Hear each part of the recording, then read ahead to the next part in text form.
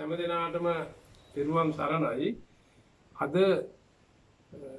ශ්‍රී බුද්ධ වර්ෂ 2529ක් වූ විවහාර වර්ෂ වසර 2025 නිකිණි මාස හෙවත් සැප්තැම්බර් මාස 28 වෙනි දින. ඊටාම ශෝකජනක ඛේදවාචකයක් සිදු වුණා. ඒ ගැන රටට ලෝකයට දැනුම් දෙන්නයි මේ සූදානම් වෙන්නේ. මල්සිරිපුර මඩහපොළ නාව්‍යන ආරණ්‍ය සේනාසනයෙහි බෞද්ධ භික්ෂූන් වහන්සේලා විදේශික භික්ෂූන් වහන්සේලා ඇතුළු 7 නමක් අවාසනාවන්ත ලෙස අපවත් වීම මරණයට පත්වීම පිළිබඳ ඉතාම ශෝකජනකයි කනගාටුදායකයි. මේවා සිදු වුණේ නොසැලකිලි මත්කම නිසා. ඉතින් අපි සාතිසේ සංවේගයේ පළ කරනවා උන්වහන්සේලාට අමා මහ නිවන් සුව අත් වේවා කියලාත් අපි ප්‍රාර්ථනා කරනවා. ඉතින් මේ ඇත්ත තිත්තයි. ඇත්ත ඇති සැටියෙන්ම දැනගන්න ඕනේ. නාව්‍යනේ ආරණ්‍ය සේනාසනය කියනකොට බොහොම ඈත අතීතයට දුවනවා. මම මේ කියන්න හිටියේ මේ වගේ සැඟවුණු නොදන්නා කතා ගොඩාක් දෙනෙකුගේ තියෙනවා. මේ එක අය එක විදිහට නිවේදනය කරනවා. මෙහෙම මැරුණා, මෙහෙම අපවත් වුණා, මෙහෙම වුණා කියලා. නමුත් කර්මය කියලා පාරිබුදිය ගන්න බෑනේ. ඒක උන්වහන්සේලාගේ පෙර කර්මයක් කියන්න පුළුවන්. ඒක සිද්ධ වෙන්න ඕන දෙයක් කියන්න පුළුවන්. නමුත් මෙතන නොසැලකිලිමත්කම, නොදැනීම, අනවබෝධය, අහසින් යන ගමන පිළිබඳ දැනීමක් නැති භාවය. ආවට ගියාට අහසින් යන්න බෑ. ගුවන් යානයක් වුණත් ආපුහාම තෙල් ටික විතරක් ගහලා ගුවන් ගත වෙලා මදි. ඒක සම්පූර්ණ පරීක්ෂා කරන්න ඕන ඊළඟ ගමනට. වයර් එකක් පාසා අනිත් ඒවා සේරම ඊට පස්සේ යන්නේ.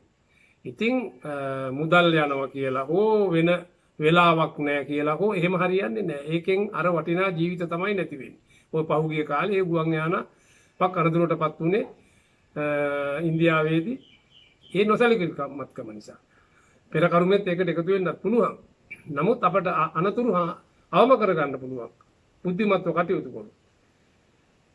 ඒ වගේම තමයි මේ අනික ගුවනින් යෑම විදුලු පුටු ඩක්කු සෝපාන ඒවා මේවා. ඉතින් මෙතන පරණ එකක් වෙනදත් යනවා කියලා එදත් මේ මුන්නාන්සේලා අර වන්දනා කරලා බුදුන් වැඳලා ඒ වතාවත් කරලා ඒ උඩ කන්දේ කුටියකට වඩිනකොට තමයි මෙහෙම වුනේ. රාත්තල් 500ක් දාන එකට රාත්තල් 1000ක් දාලා හරියන්නේ නැහැනේ. කිලෝ 500ක් පටවන්න පුළුවන් නම් කිලෝ 1000ක් දාලා ගියොත් මොකද වෙන්නේ? ඉතින් මේක කාලයක් නඩත්තු කළේ නැහැ, බැලුවේ නැහැ. ඉතින් සම්පූර්ණ වගකිය යුත්තකෝ ආරණ්‍ය සේනාසනාධිපති ස්වාමින් වහන්සේ මේකට වග කියන්න ඕනේ. කෝ දායක සභාව, කෝ මේක හදපු අය යන්ත්‍රේ. එතකොට උඩින් යනවා කියන එක ලේසි පහසු වැඩක් නෙමෙයි. ඒවා බොහොම කල්පනාකාරීව යන්න ඕනේ. මේ යන්ත්‍ර ක්‍රියාත්මක වීම නැවතුනොත් ඇදගෙන වැටෙනවා. දැන් එර්දිය පාවිච්චි කරලා තාපසවරු පෙර එර්දිය පාවිච්චි කරලා භාවනා කරලා අහසින් වැඩියා.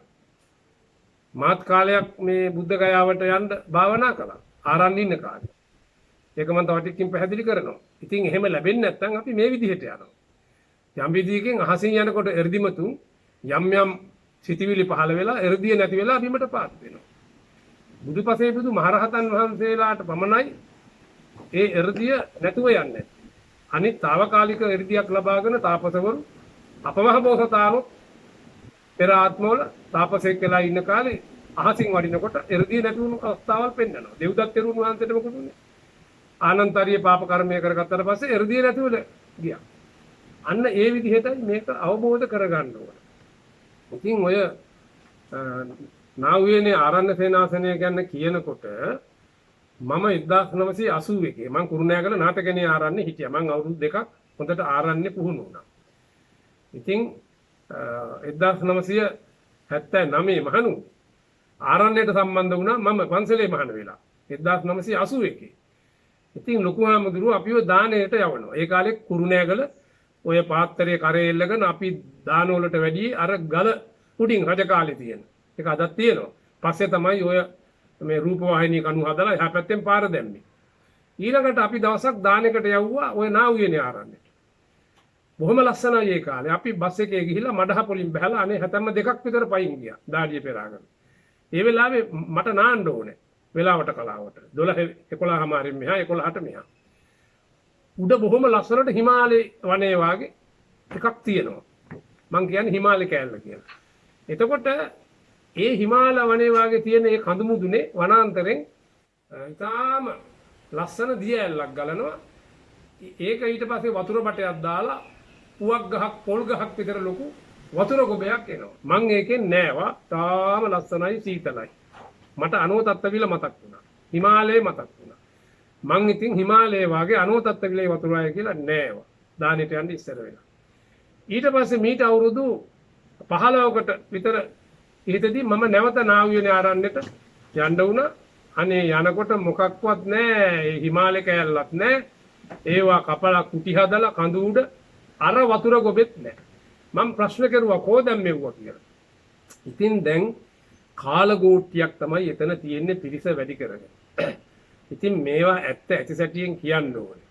එතකොට මේවා ගැන හොයලා බලන්න ඔය මහාන වුණා. ඉතින් ඔය අපවත් වුණු ස්වාමීන් වහන්සේලාටත් වැඩි අවබෝධයක් දැක්මක් රට ජාතිය පිළිබඳ එහෙම එකක් නෑ. ඉතින් අනේ ඉතින් උන්වහන්සේලා ඔය මහාන වුණා. ඔය අවුරුදු 10ක්වත් ගිහිල්ලාද දන්නේ නෑ ඔය මහාන වෙච්ච අය. ඉතින් මෙයාලා හිතන්න ඕන මේ ස්වාමීන් වහන්සේලා මේක පරණ එකක්. මේකේ මෙහෙම යන්න හොඳ නෑ. අනතුරු සහිතයි කියලා. එක්කෝ ආරණ්‍ය සේනාසනේ ලොකු හාමුදුරුවෝ දැනුවත් කරන්න ඕනේ. එක්කෝ දායකයෝ මේක අනතුරුවක් වන්න ඕනේ. එක්කෝ හදපු කට්ටිය මේ ගැන කියන්න ඕනේ. ඔහේ අර ස්විච් එකක් කොබලා ඔහේ යනවා එනවා. එහෙම බෑ. ඒ කාලෙත් ගියා දැනුත් ගියා කියලා එහෙම බෑ. එතකොට පස්සේ තමයි මේ අනේ අපොයි කියන්නේ. ඒ කාලේ 5 නමක් විතර තමයි වැඩ හිටියේ. බොහෝම ලස්සනට ප්‍රතිපත්ති පුරාගෙන හිටියා. එතකොට මම එක රැයක් ඔය නාවියනේ ඉඳලා තියෙනවා. ඊට පස්සේ තමයි 81 ඔය දානෙට මේ ගිහිල්ලා ඔය අර වතුර ගොබෙන් මම නාලා අර හිමාලේ කෑල්ලත් බලලා ඒ පැත්ත බලලා බොහෝම සතුටු වුණා. පසු කාලයක තමයි මේ ඉතින් ගොඩ වැඩි කරගත්තා. ප්‍රත්‍යලාභ වැඩි වුණා.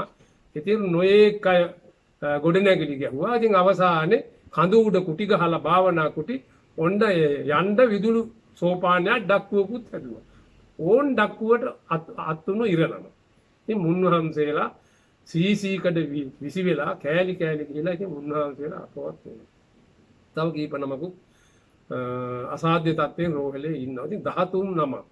ඉතින් මෙහෙමත් යනවද මේ රාත්තල් 500ක් වල කිලෝ 500ක් දාන එකට මේ 13 නම ගුවන් යානයේ වුණත් බරක් තියෙනවා පටවන ප්‍රමාණයක්. ඊළඟට ලිෆ්ට් එකේ ඔය විදුලි සෝපාන යනකොටත් ඒකෙත් දාන ප්‍රමාණයක් තියෙනවා. ඉතින් දිමින් ගියත් අපි වාහනේ උලන් තියනවාද ඇනබුරුල් වෙලාද ඒවා මේවා බලන්න ඕනේ. ඒවා මොකවත් බලන්නේ නැතුව තමයි මේ යන්නේ. එතකොට ඒ අනතුරු වලටපත් වෙනවා. ඉතින් අපි අවසානයේ දුක් වෙනවා මෙහෙම මැරුණා මෙහෙම අපවත් වුණා කියලා. ඉතින් ওই නාවියනේ ආරණ්‍ය සේනාසන ගැන මම ඔය කෙටි විස්තරයක් කළේ ඒක කියන්නම ඕන නිසා පසු කාලයක නාවියනේ අරිය ධම්මහාමුදුරුවෝ උන්වහන්සේ ඉපදුනේ නාවියනේ. ඔහෙ තමයි මහනුවරේ. එතකොට උන්වහන්සේ ඊටාම ප්‍රතිපත්තිකා රහත් උනේ නැති එක විතරයි. උන්වහන්සේ බුදුබවනේ ප්‍රාර්ථනා කළේ. ඒ නිසා මාර්ගඵලයක් ගන්න බැරි වුණා. ත්‍රිපිටකය හොඳට හැදෑරුවා. හොඳට සූත්‍ර දේශනා බුද්ධ වචනය දිගහැරලා ධර්ම දේශනා කළා. ඉතින් කයුබණ කියන පොඩි හාමුදුරුන්ටත්